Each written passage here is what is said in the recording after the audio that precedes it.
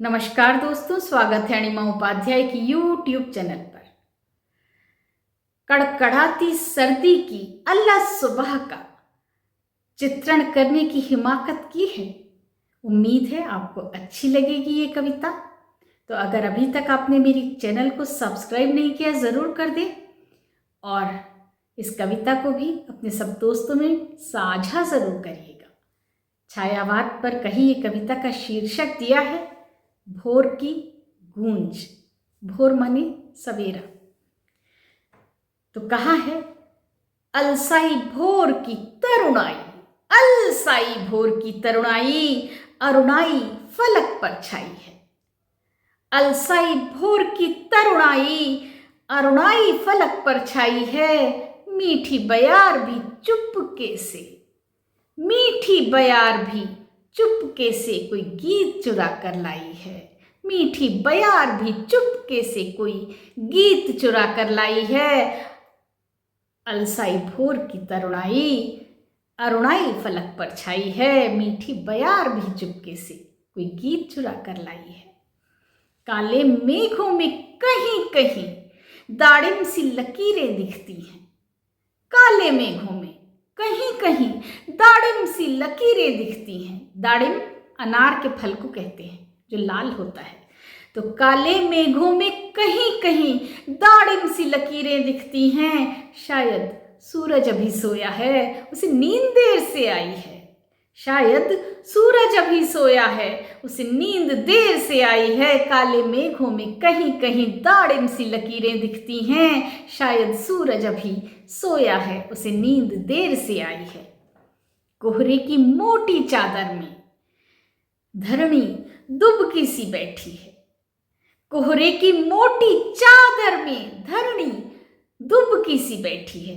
धरणी पृथ्वी को कहते हैं। कोहरे की मोटी चादर में, क्योंकि जब बहुत ज्यादा घना कोहरा होता है तो ऐसा लगता है जैसे सब कुछ दुबक गया है, कुछ नहीं दिखाई देता। कोहरे की मोटी चादर में धरणी दुबकी सी बैठी है। कलियों की पाखुड़ी आपस में उलझी उलझी भरमाई है। कलियों की पाखुड़ी आपस में उलझी उलझी भरमाई है। प्रतीक देखिएगा कि कोहरे की मोटी चादर में धरणी दुबकी सी बैठी है। कलियों की पाखुड़ी आपस में उलझी उलझी भरमाई है। बरगद की झूलती शाखों पर पंछी डैने फैलाए हैं। बरगद की झूलती शाखों पर पंछी डैने फैलाए हैं। पंख, डैनों का मतलब होता है पंख। बरगद की झूलती शाखों पर पंछी डैने फैलाए हैं। अभी उनके नीड़ बसेरों में भी सुस्ती सुस्ती छाई है। अभी उनके नीड़ बसेरों में भी सुस्ती सुस्ती छाई है। अभी उनके भी बच्चे सो रहे हैं। वो भी पंछी भी अभी उड़ने के लिए तैयार नहीं है, वो भी पंख फैलाए बच्चों को छुपाए बैठे हैं। बरगद की झूलती शाखों पर पंछी डैने फैलाए हैं। अभी उनके नीड़ बसेरों में भी सुस्ती सुस्ती छाई है। कहीं ओस की बूंदें पत्तों पर अस्तित्व समेटे दिखती हैं। कहीं ओस की बूंदें पत्तों पर अस्तित्व समेटे दिखती हैं। छोटी छोटी गोल मोती के रूप में दिखती हैं ओस की बूंदें। कहीं ओस की बूंदें पत्तों पर अस्तित्व समेटे दिखती हैं। कहीं कल कल पानी की धुन में बनती कोई नई रुबाई है। कहीं कल कल पानी की धुन में बनती कोई नई रुबाई है। कहीं ओस की बूंदें पत्तों पर अस्तित्व समेटे बैठी हैं। कहीं कल कल पानी की धुन में बनती कोई नई रुबाई है। किसी सकरी सी पगडंडी पर बैलों की घंटियां गूंज उठी। तो सबसे पहले कौन उठता है? किसान, और अपने खेतों की ओर निकल जाता है। सूरज भी नहीं उगता जब तक, तभी निकल जाता है।